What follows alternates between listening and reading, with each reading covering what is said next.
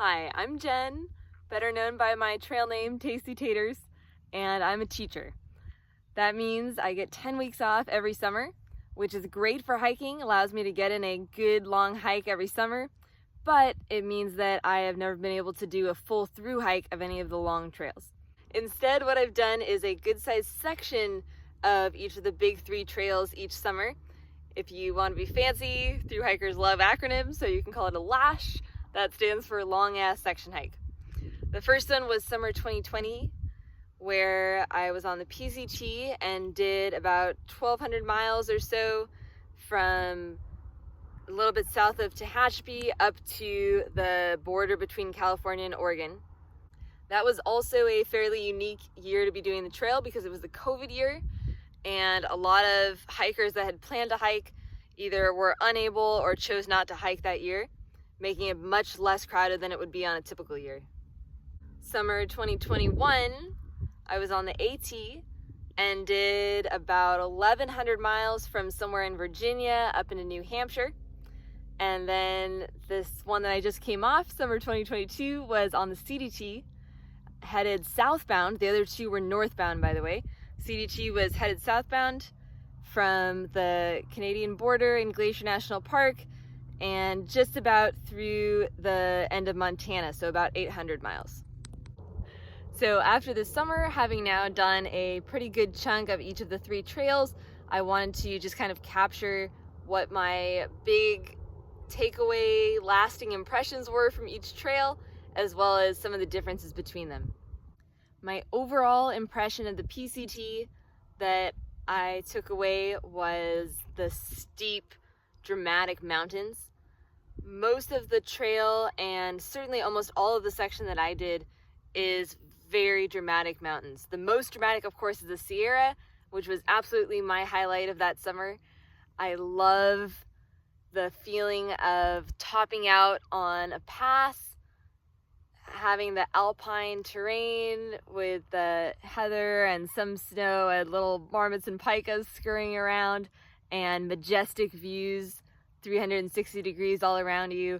I love going down into the valleys full of rushing water and lush green vegetation and just feeling like a beautiful little oasis between all of the stony cliffs. It's a lot of work getting up those 5,000 foot passes, but totally worth it. Even outside of the Sierra though, you're still in really dramatic mountains. So even in Northern California, the mountains are less rugged. It's more forested slopes rather than rocky cliffs, but you're still doing 4,000, 5,000 foot climbs out of the resupply towns to get up over the passes. And I think overall impression wise, the scale of those mountains is what I think of when I think PCT. From the AT, the overall impression that I have is lush, green, and wet. Both wet in terms of lots of rivers, waterfalls, lakes all over, except for that one dry section in Pennsylvania, and just in terms of the amount of rain. It rained on us, at least half the time, half of the days that I was there, I think, if not more. I think Bill Bryson described it really well as a walk in the woods. You're not in big mountains, you're not really out in the wilderness. Most of the time you're in a little corridor of parkland close to roads and buildings and all that. The construction is just so dense out there, you don't ever get that far away from it. But that corridor that you have there is really pretty terrain. Really lush, green, beautiful, enjoyable terrain to walk through. And from the CDT, and keep in mind I got to do the northern section of the CDT, which I didn't get to do on the other trails, so that might be the main effect here. But the thing I take away from the CDT was this feeling of remoteness. It really felt like we were out there and it was very peaceful and quiet most of the time, and a lot of days we didn't see any other people out there, which is kind of ironic because a lot of the time in Montana you're not in a designated wilderness area. A lot of the time we were actually walking on dirt roads, but there's just so many less people out there, so much less people, many less people, that even when we were on roads, we barely ever saw any vehicles out there, an occasional Jeep or an ATV. So this was really a big contrast with the other two trails. Definitely with the AT, where you often are close to roads, can hear cars and things, and there's just a ton of thru hikers out there. And also with the PCT, even though we did it in 2020 during COVID when there were less thru hikers out there, it's the trail goes through a lot of really beautiful and high use areas, and there's a lot of people in California, so there were still a lot of day hikers and short-term campers out there, and it just felt like an area with a lot of people, a crowded area, versus Montana felt completely the opposite. It felt really open and really remote. The actual terrain in Montana, I would say overall, was less impressive than the overall terrain on either the PCT or the AT sections that I did. The northern part of Montana I loved. You had dramatic mountains in Glacier and in the Pintlers with rushing water and snowy passes and all those things that I love. But southern Montana was fairly dry and a lot of just kind of rolling grassy hills with cows and dirt roads and things. So it was nice in its own way, but it did get a little bit samey. As far as some other differences between the trail experiences, I would say the trail communities and the feelings of interacting with other hikers on the trails were also very different between them. On the PCT, we had a unique year due to COVID, and so I think they said about 300 thru hikers ended up finishing the trail. And what that meant on the trail was that it felt like you had a fairly small community of thru hikers. And also most of those people on the PCT were doing basically the same hike as far as hiking northbound in a continuous line, carrying their stuff, stopping at the same towns, that kind of thing. So there was a kind of community created by all having that same experience. However, and it was nice to have that feeling of community, but I didn't feel like it was a community that I could relate to that much, and that kind of surprised me. I initially thought that, naively, that a lot of thru hikers were going to be kind of like me, as far as, they chose to do this so that they could spend time out in nature and connect with nature. And I realized when I was out there that didn't really seem to be the majority thing that was driving people. Some of them were, but a lot of them were out there. They looked at it kind of as a challenge, or some of them just seemed to be out there because they didn't know what else to do that summer, and so they were just doing it to do something different. So while I do have some happy memories around interacting with other thru hikers on the trail, I'd say overall they weren't really my speed. They didn't seem to share the love and passion and joy of the area and the walk itself. They seemed more excited by going into towns, drinking, smoking, just kind of generally screwing around, I guess.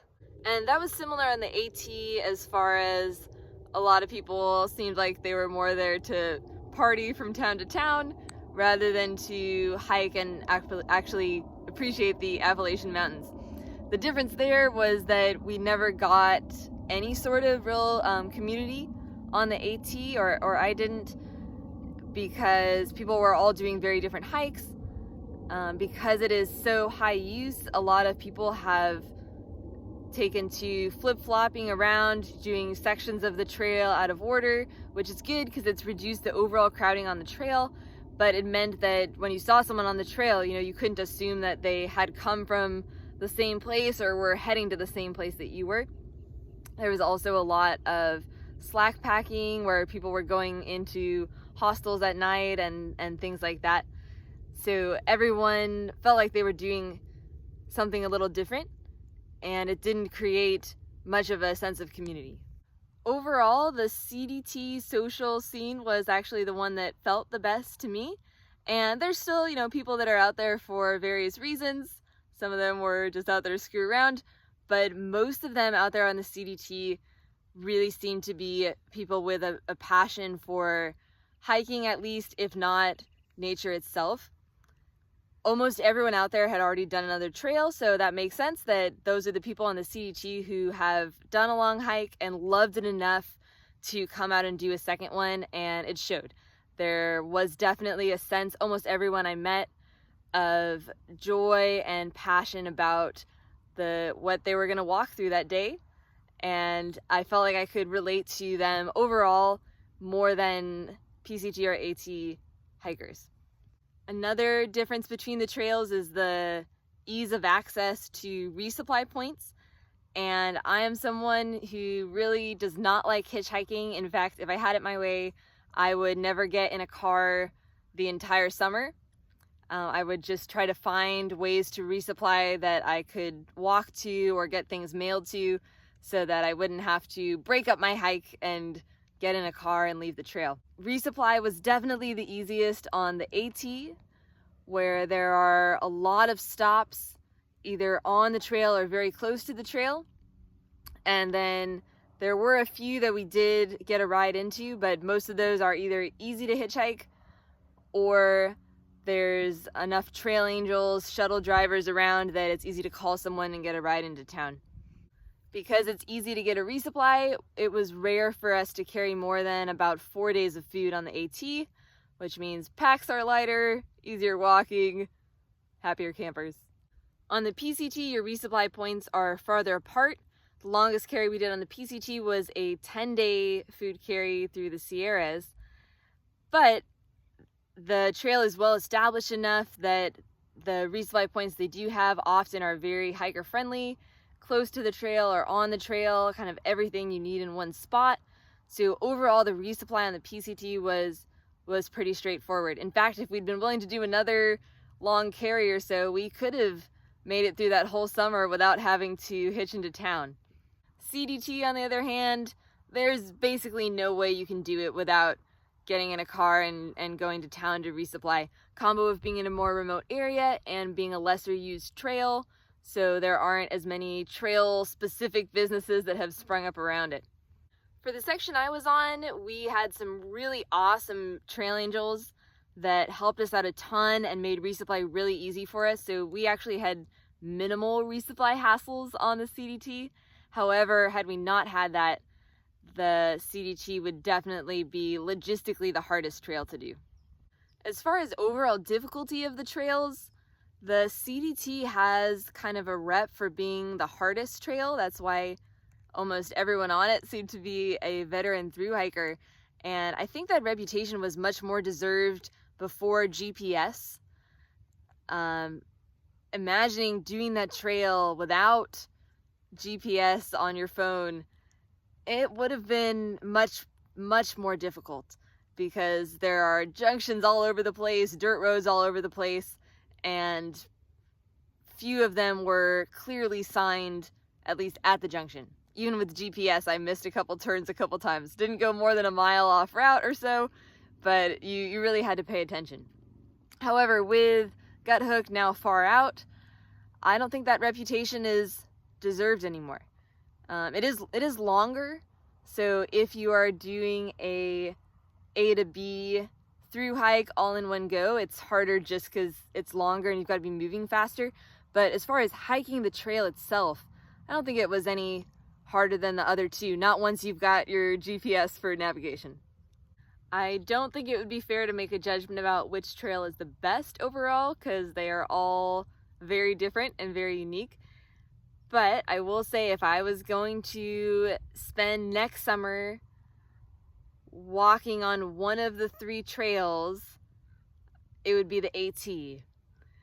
And Matt, my amazing boyfriend, hiking partner, and video editor, is going to disagree with this because I think it was his least favorite. But I would say overall, the AT was just great fun every day.